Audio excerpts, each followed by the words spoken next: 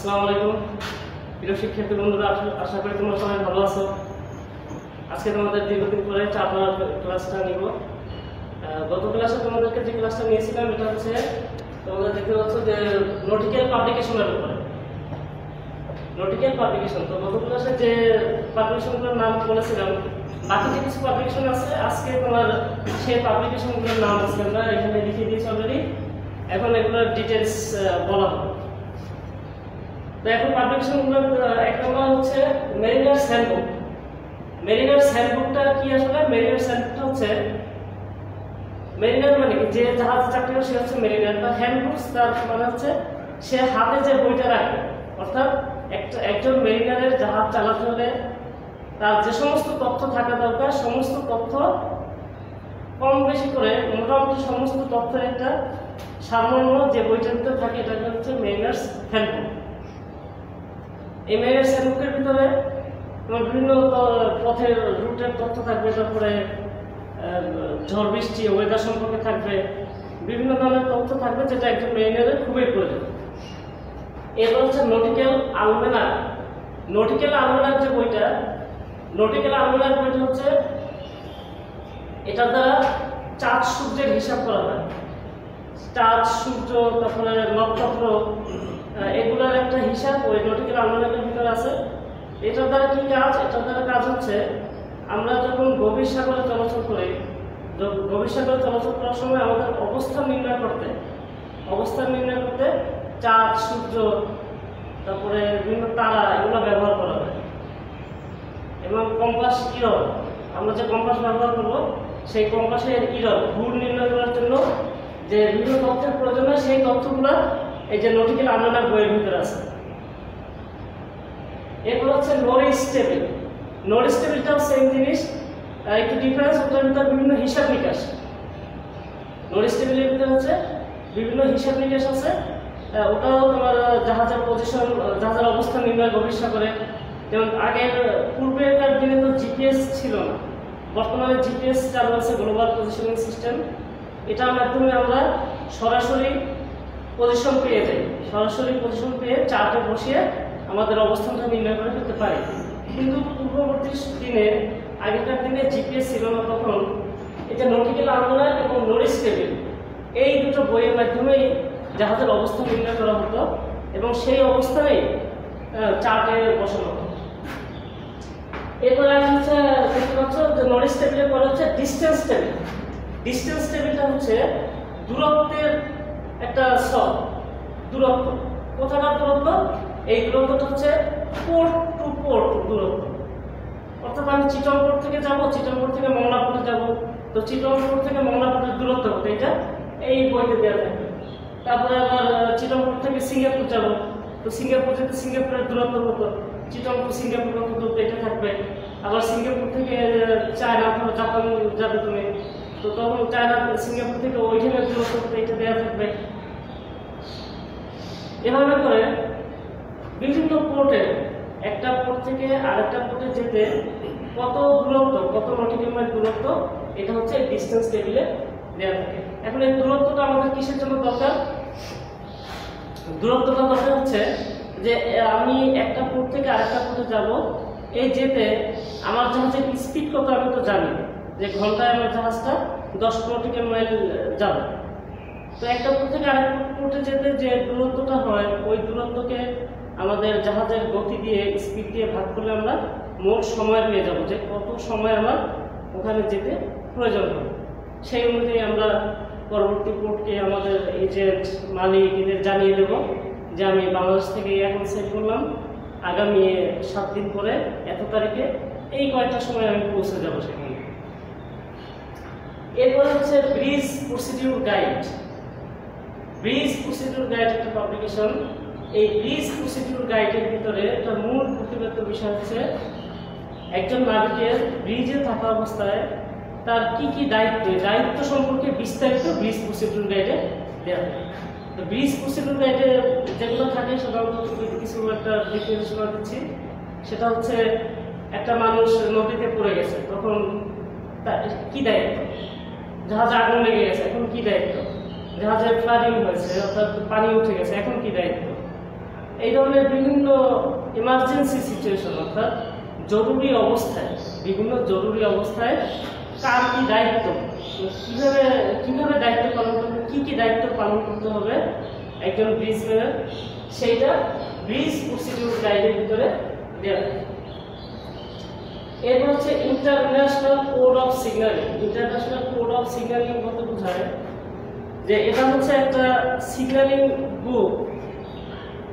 এটা বিষয়টা হচ্ছে যে পূর্বকার জামানায়, বর্তমানে আমরা জাহাজ টু জাহাজে যোগাযোগ করি, যোগাযোগ করার জন্য VHF ব্যবহার করা হয়, ভেরি হাই ফ্রিকোয়েন্সি, অথবা MFSF একটা যন্ত্র আছে এটাও ব্যবহার করা হয়, আবার ওকিটকি যেটা আছে এটাও ব্যবহার করা হয়।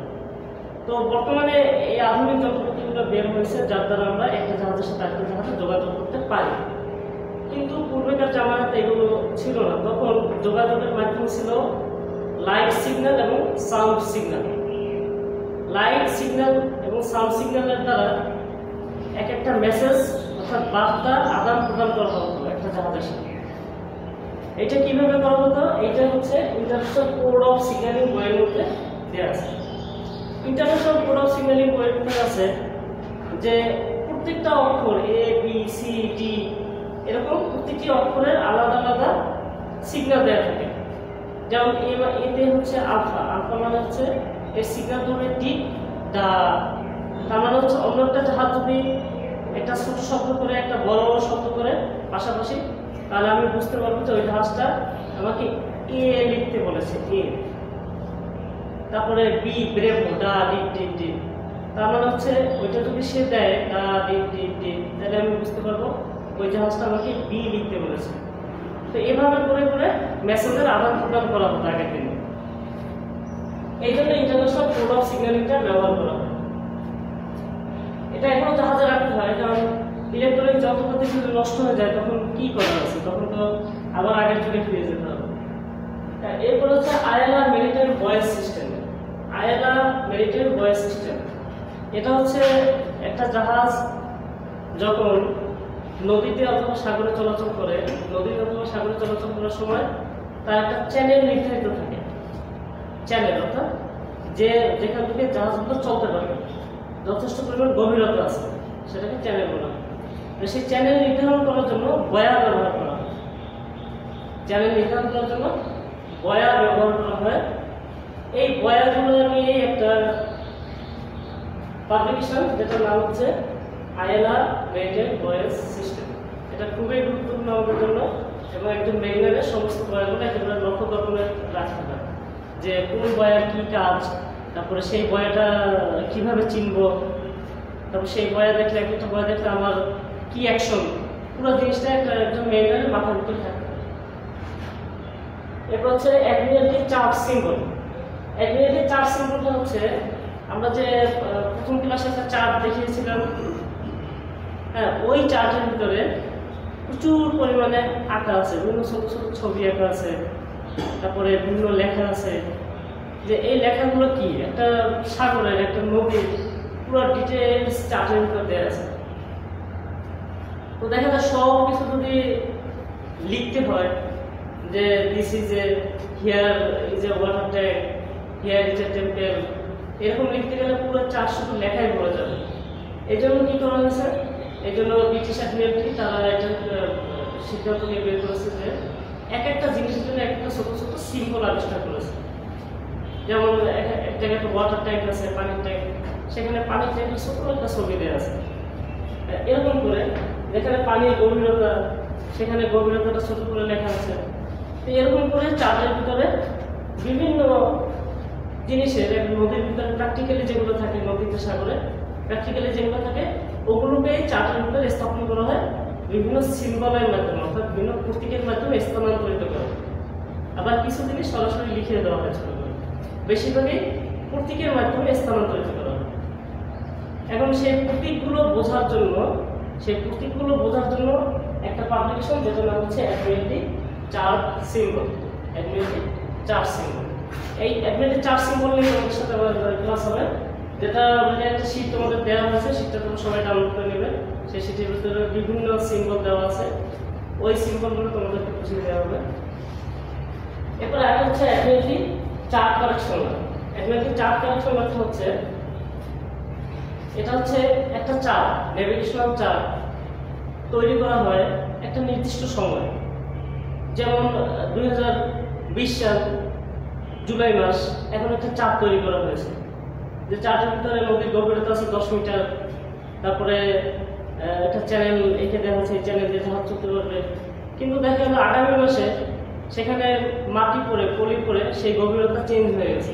আগে ছিল 10 মিটার, এখন পলি পড়ে সেখানে গভীরতা হয়ে গেছে 8 মিটার। তারপরে এক জায়গায় একটা জাহাজ ডুবে গেছে, জাহাজ ডুবে গিয়ে সে যে চ্যানেলটা ছিল সেই চ্যানেলটা এখন ব্লক হয়ে গেছে, সেই চ্যানেল দিয়ে যাওয়া যাবে না, জাহাজ ডুবে বাধার সৃষ্টি হয়েছে, ল্যাগ হয়েছে। এখন এইটা বোঝানোর জন্য, এইটা প্রকাশ করার জন্য প্রতি সপ্তাহে একটা কারেকশন বের করা হয়। প্রতি সপ্তাহে একটা কারেকশন বের করা হয়, অর্থাৎ পৃথিবীতে যত চার্ট আছে সমস্ত চার্টের একটা কারেকশনের জন্য পাবলিকেশন আছে। এটা উইকলি পাবলিকেশন বলে, weekly notice two mariner, weekly notice two mariner, WNM বলা হয়, উইকলি নোটিস টু মেরিনার। অর্থাৎ প্রতি সপ্তাহে মেরিনারদের জন্য একটা নোটিশ প্রদান করা হয়, যে নোটিশের ভিতরে যদি কোনো চ্যানেলের, তারপরে চার্টের ভিতরে নতুন কোনো সংযোজন অথবা কোনো পরিবর্তন থাকে, সেই পরিবর্তনটা চার্টের নাম উল্লেখ করে, কোন চার্টে পরিবর্তনটা আছে, তারপরে কোন চার্টের কোথায় আছে পজিশন, সব কিছু উল্লেখ করে সেই কারেকশনের ভিতরে দিয়ে দেওয়া হয়, যে এই অবস্থানে এখানে এটা আছে। এইগুলো হচ্ছে অ্যাকুরেটলি চার্ট কারেকশন লক। এই যে কারেকশনটা আসে প্রতি সপ্তাহে, এই কারেকশনটা আমরা চার্টের কারেকশনটা করে নিতে হবে, যে হ্যাঁ আমার এই চার্ট আমার আছে, আমরা এখানে আমার এই পথে যেতে এই চার্টটা প্রয়োজন হবে, সেই চার্টের ভিতরে সেই কারেকশনটা করে ফেলতে হবে, যে হ্যাঁ এখানে যাওয়া যাবে না, এখানে আগে 10 মিটার ছিল এখন 8 মিটার পানি হয়ে গেছে, এরকম কারেকশন করে নিতে হবে। এই কারেকশনটা একটা বইয়ের ভিতরে এন্ট্রি করে রাখতে হয়, অর্থাৎ ডকুমেন্ট রাখতে হয়, যে হ্যাঁ এই চার্টে আমি এই কারেকশনটা করেছি। তো সেই যে বইটাতে এন্ট্রি করে রাখতে, এটার নাম হচ্ছে অ্যাকুরেটলি চার্ট কারেকশন লক। প্রিয় শিক্ষার্থী বন্ধুরা, মোটামুটি আমাদের পাবলিকেশন সম্পর্কে ধারণা হয়েছে, ইনশাআল্লাহ এগুলো পড়তে থাকো। এরপরে পরবর্তী ক্লাসে ইনশাআল্লাহ চার্ট সিম্বল আছে, তারপরে জাহাজের অবস্থান নির্ণয়ের কিছু ব্যবস্থা আছে, এগুলো ইনশাআল্লাহ আস্তে আস্তে সবগুলো দেখে দেবো।